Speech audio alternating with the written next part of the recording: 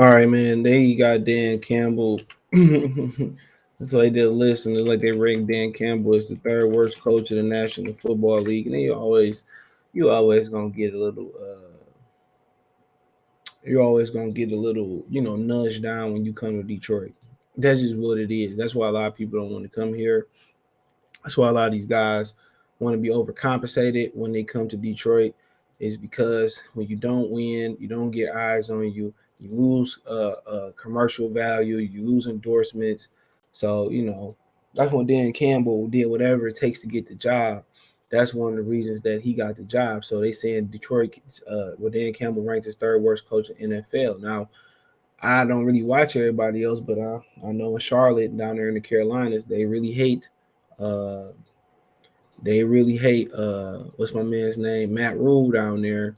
I mean, just going off the top before I just go to this list, I think Mike McCarthy ain't that good a coach in Dallas. Um, you keep kind of going through the head. So it's a lot of unknowns. But I mean, this is why people don't come to Detroit because the Fords don't know what they're doing. And if you do know what you're doing when you come to Detroit, it doesn't make any sense. You know, you just get demoted. You start losing, and the ownership don't doing their part, and you start losing and stuff, and it's just like, man, it ain't worth it. And then your stock go down when you come to Detroit. What other coach left Detroit and went on to really do great things? It's been the last stop type of thing. It's been like, oh, this is my last chance. Jim Schwartz left Detroit. Did he ever get another head coaching job? I don't think so. Jim Caldwell, did he get another head coaching job? I don't think so. So we can continue to go on and on. You know, we can continue to go order to order about this. So a lot of them other dudes, didn't get another shot. A lot of guys who come to Detroit, did Steve Mariucci get another shot somewhere else? I mean, honestly, I just don't remember him getting another shot somewhere else. So that's what you kind of think. Detroit is kind of that place where it's like your last stop. And a lot of these coaches come to Detroit and they get this reputation. The Lions get this reputation of being the last spot. When they come to Detroit, that's their last spot. It's their last spot. And once you go here, you go back to being an offensive coordinator, assistant coach. People don't come to Detroit and it's a place where you step it up and you get better and you get better jobs. It's usually a place that exposes your vulnerabilities or something like that, or just the ownership just don't do a great job of giving you the best opportunity to win. The fans, everybody praised the fan base and everybody praised the city and all the stereotypes, about the city and all that type of stuff. That kind of go through the drain. That kind of go down the drain a little bit because um, people see that Detroit ain't what people make it out to be, especially when you got money. It ain't this dump or slump that people make it out to be. It's actually got some of the best amenities and some of the best location and some of the everything. And people fall in love. People fall in love. Coming to the city. They fall in love with the fan base and all that type of stuff. And you know,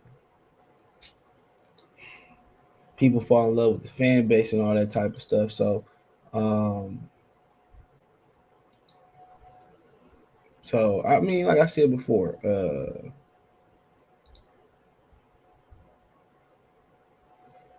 so um,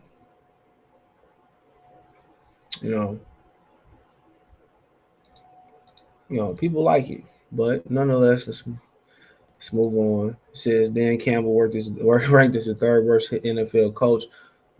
Said read more at CBS.com for the ranking. So hopefully they got a link in here. So yeah, it's at CBS.com. And then like how they highlighted my man's name that did it. So it says that Dan Campbell Detroit Lions enter the 2022 campaign with a higher level of expectations than they did in Campbell's first season. The Lions, as the Lions head man, Campbell and company went a dismal 3-13-1 in 2021, failing to win a game until week 13. 29-27 win over Minnesota. Lions spent the majority of the season on building chemistry and establishing a winning culture inside the locker room. and fans and pundits alike seem to pleased with the results of Campbell's led locker room makeover. At the same time, it allows Campbell in his first year as a full-time NFL head coach to grow on the job and get away with some inexcusable over aggressiveness and shoddy game management. I think it might be shady. He won't get a pass for such mistakes in year two, and Detroit Lions fan base hopes that positive culture that has been built last year leads to more wins for the franchise 2022. If it doesn't, it just might mean that Campbell days are numbered in the Motor City. I don't know. For one, I don't understand. I don't understand how people. I don't understand how people expect. I don't see how people expect them to win next year. That's my thing. I don't see how people expect them to win next year. Honestly, the team not that good again. So I'll give him a pass this year. CBS Sports Cody Benjamin recently put together a ranking of 32 head coaches in the NFL and ranked the Lions head man number 30, just ahead of Houston, Texas Lovie Smith 32, and Chicago's Bears Matt Eberflus number 31. So I don't never know why Lovie Smith is ranked so low, but I guess it's college and what he couldn't do at Illinois. Nobody could do anything at Illinois. I mean that's a fact, but it's nobody can do nothing at Illinois, but who knows? Um, Houston is going to destroy Deshaun Watson's career. They did because he wanted to leave. That's crazy to me, but I never had no respect for them. But he put himself in those positions though. That's what we could say. But um, but it was an insider saying Deshaun Watson may never play again. I said, well, if 66 women come on, they keep coming out every time he make progression. It is what it is, man. That's why you get your education, man, and work. And that's why you be your own boss. That's better than playing in the National Football League. But Cody Benjamin said, quote, Detroit won't like this because he took the nickname the Dan the Man to new heights as a first timer, invoking what is that? Archaic, yeah, my bad, archaic humanity with tearful war cries and kneecap speeches, but the energy doesn't equate to wins, as his 3-13-1 debut confirmed, and not even an influx of speedy weapons and can absolve the continued commitment to quarterback Jared Goff.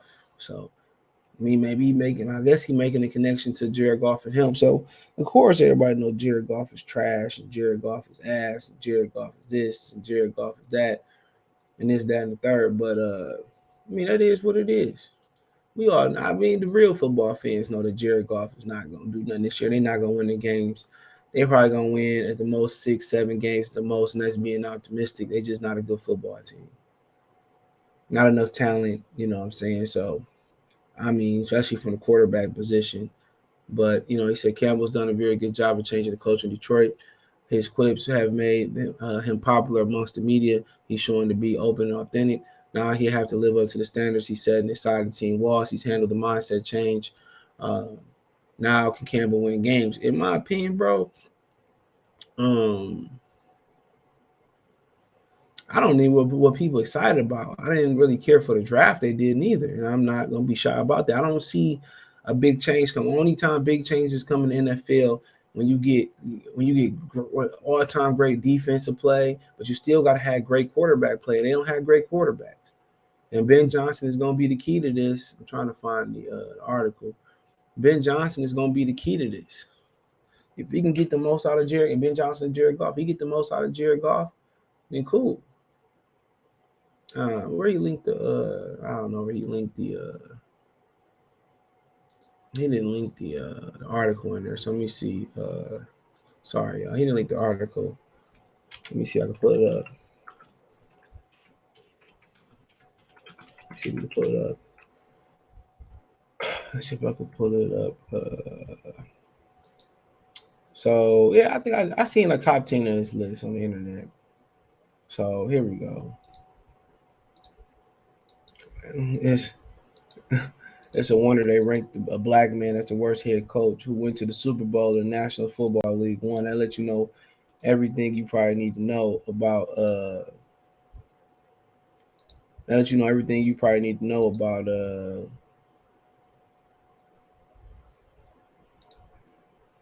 CBS Sport. Come on, he went to the Super Bowl. Come on. He got above winning record. What has Eberflus done? What has Dan Campbell done to be worse than Lovie Smith?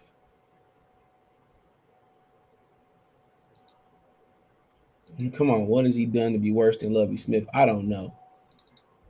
And Lovie a nice guy too. So you can't say, well, he's an asshole and this, that, and the third. But Matt Eberflus, well, in this ranking system,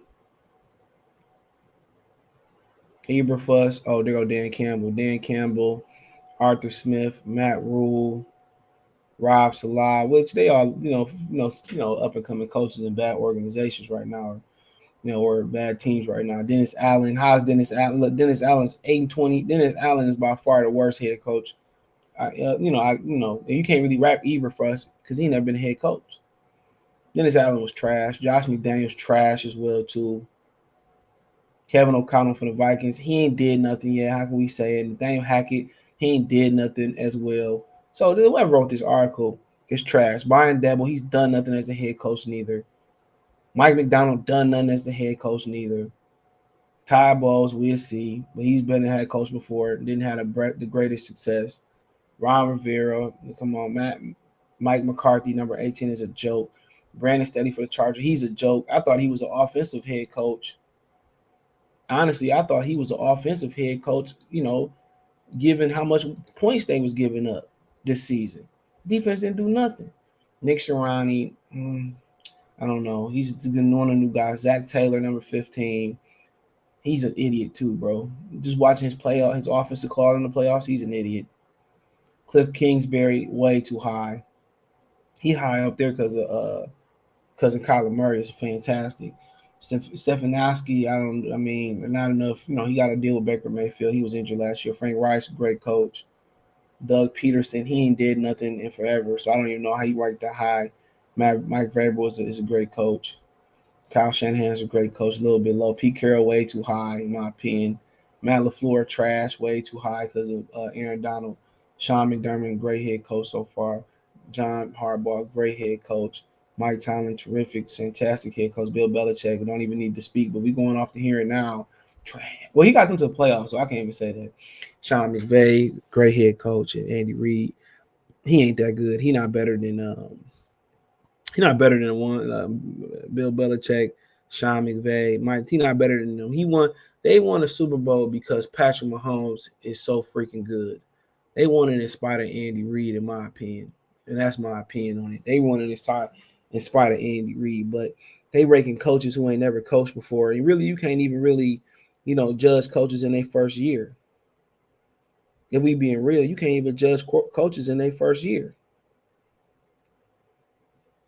You can't even judge coaches in their first year. How?